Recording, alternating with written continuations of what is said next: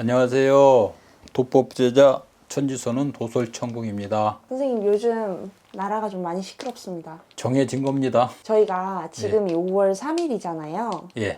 6월 4일 날 무슨 날인지 아십니까? 6월 4일은 6월 3일 다음 날.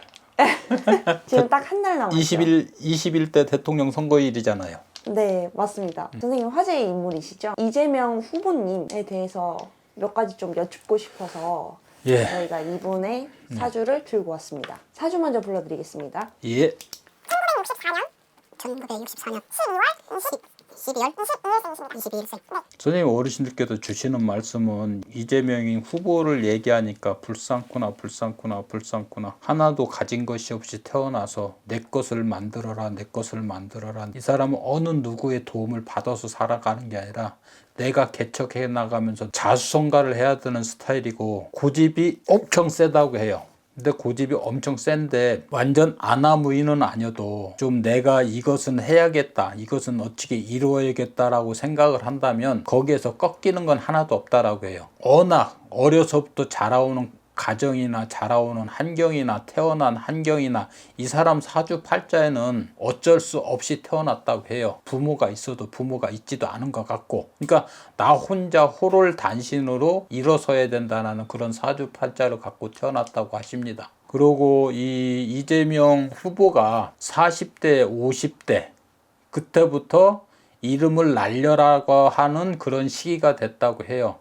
그러면서 공직에 들어와 있었겠죠. 이 이재명 후보가 해박한 지식을 갖고 있는 것은 머리도 좋을 뿐더러 독서를 많이 한다고 해요. 그것을 누구한테 도움을 받은 게 아니라 자기 스스로 책에서 많은 것을 얻었다고 어르신들께서 말씀을 주셔요. 올 1월 달부터 내 고객하고 상담을 하다 보니까 어차피 6월달 되면 이 세상은 바뀐다. 지금도 어르신들께서 주시는 말씀은 너희들이 원하는 만큼 원하는 대로는 되지 않을 것이다. 그리고 이재명 후보가 대통령이 되고 1, 2년 안으로 자영업이 80%까지 성장이 돼요. 3, 4년이 되면 우리나라 건설 경기가 예전에 좋았던 80%, 90%까지 올라갈 것이고, 이재명 대통령 시절에 빠르면 통일이 될 것이고, 이재명 대통령이 한 번 더 집권을 하게 되면 이재명 대통령이 초석이 되고 그 다음에 대통령이 통일이 돼요. 그렇지 않으면 다음 대통령인데 다음 대통령도 정부보다는 국민들이 원해서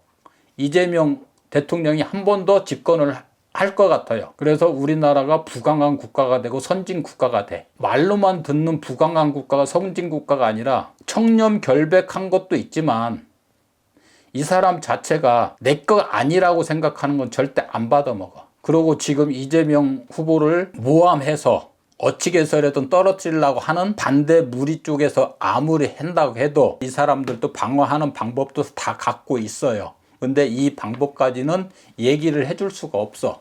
근데 대통령은 이재명 후보가 대통령이 됩니다. 그리고 다시 얘기했지만 1, 2년 안으로 자영업이 80%까지 올라가고 3, 4년이 되면 우리나라 건설 경기가 많이 나가고 해외로도 많은 외화가 들어올 겁니다. 그래서 우리나라는 진짜 살기 좋은 나라.